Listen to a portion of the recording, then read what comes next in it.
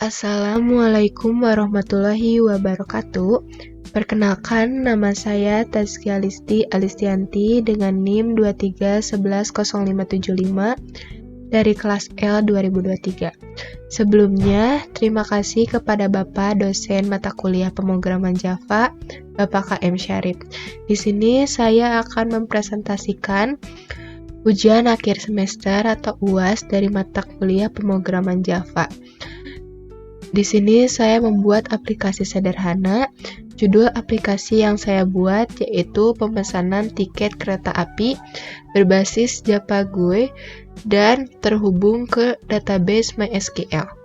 Saya membuat aplikasi ini menggunakan Java dengan aplikasi NetBeans serta database MySQL untuk menyimpan datanya. Selain itu, saya juga menggunakan library tambahan yaitu OpenPDF untuk fitur cetak struk ke PDF. Struktur aplikasinya terdiri dari beberapa file Java, antara lain file untuk login, menu utama, from pemesanan tiket, riwayat tiket, lihat jadwal, serta koneksi database dan kelas tambahan lainnya. Baik, yang pertama sebelum menjalankan, kita masuk dulu ke aplikasi exam agar bisa menjalankan aplikasi yang kita buat. Yang pertama, sebelum menjalankan, kita masuk dulu ke aplikasi exam.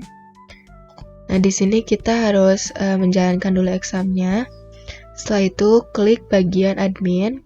Di sini otomatis masuk ke MySQL. Masuk ke localhost phpMyAdmin. Sebelum kita masuk ke aplikasi yang saya buat, di sini saya membuat database-nya dengan nama tiket kereta api. Nah, di sini juga saya membuat 4 tabel database. Yang pertama di sini ada jadwal, ada kereta, ada tiket, ada user. Yang pertama kita buka dulu user ini, klik. Di sini kita lihat strukturnya.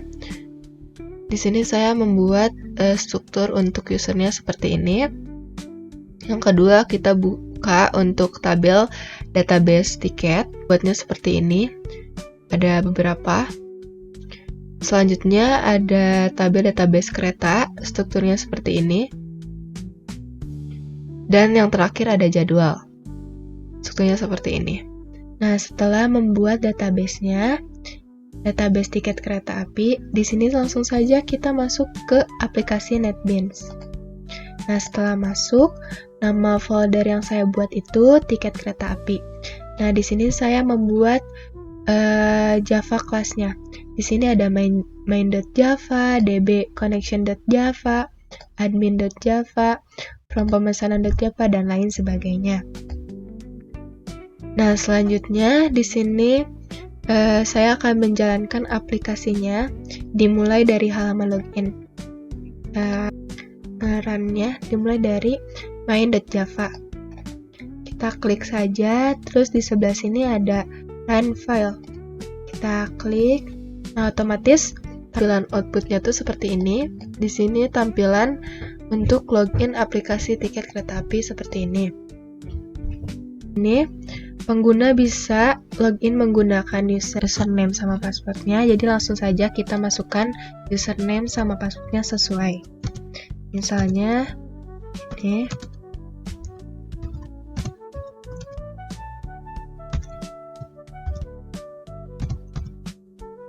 Nah, kita masukkan passwordnya juga.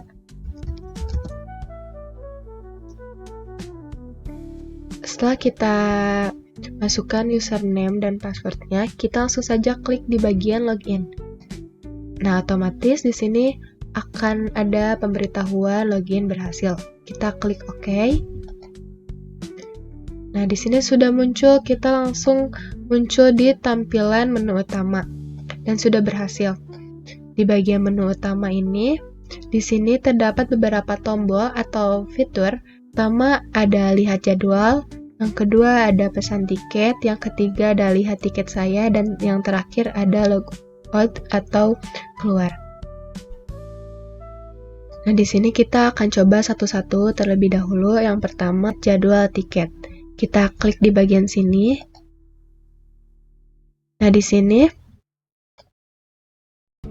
di tampilan jadwal tiket kereta api terdapat 5 tujuan.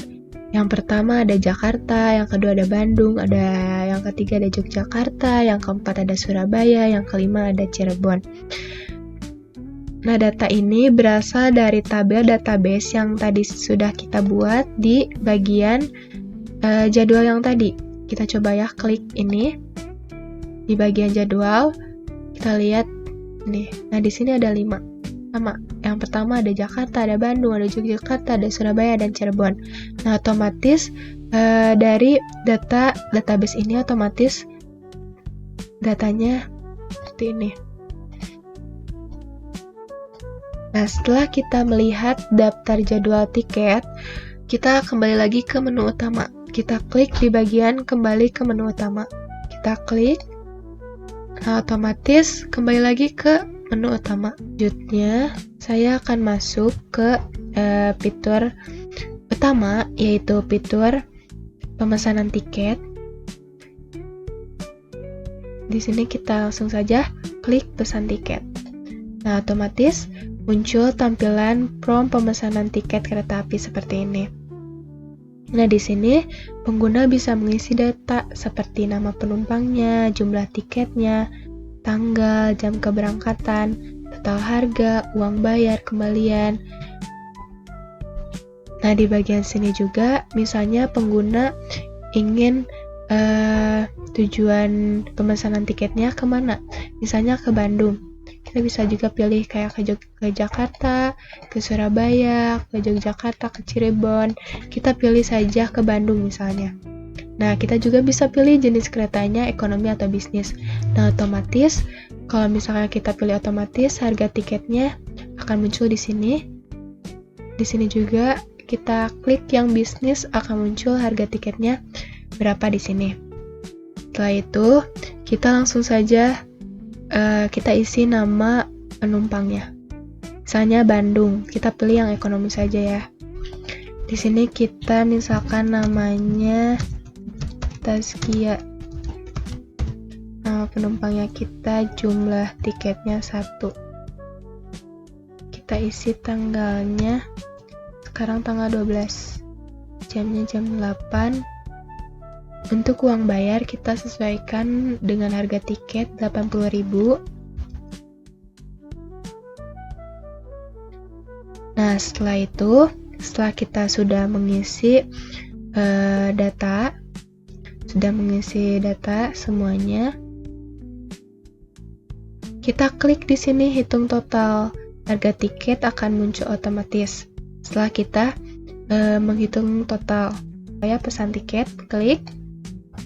Nah, di sini ada pemberitahuan kayak gini, notifikasi seperti ini, tiket berhasil dipesan. Oke. Kita klik yang oke. Nah, kita klik yang hitung total ini. Nah, di sini akan muncul total bayarnya 80. Nah, setelah kita mengisi semua data ini, kita klik lagi pesan tiket karena kita sudah mengisi data. Nah, data ini juga akan tersimpan di database sekaligus ditampilkan di tabel bawah ini. Setelah itu, otomatis akan masuk ke tabel ini. Kita mau coba pesan lagi. Kita coba pesan tiket lagi misalnya. Kita klik yang ini, pesan lagi. Klik. Nah, otomatis nomor kursinya akan berubah jadi nomor 2. Tadi kan nomor 1, sekarang jadi nomor 2. Kita coba tujuannya misalnya ke Jakarta. Ke Jakarta. Nah, misalnya kita di sini jenis keretanya pengen yang bisnis, misalnya ke Jakarta. Harga tiketnya 150.000. Nah, kita di sini isi kembali nama penumpangnya. Misalnya nama penumpangnya Niken misalnya. Jumlah tiketnya pengen 2 orang misalnya. Di sini juga kita ubah ya jam berangkatnya. Misalnya jam 9 pagi. Nah, di sini setelah kita isi nama penumpangnya, jumlah tiketnya, tanggal, jam, Jangan lupa kita hitung total. Karena kan di sini kita jumlah tiketnya 2. Kita hitung, klik yang hitung total. Nah, otomatis jadi 300.000. Di sini kita uang bayarnya kita tulis saja 300.000 ya.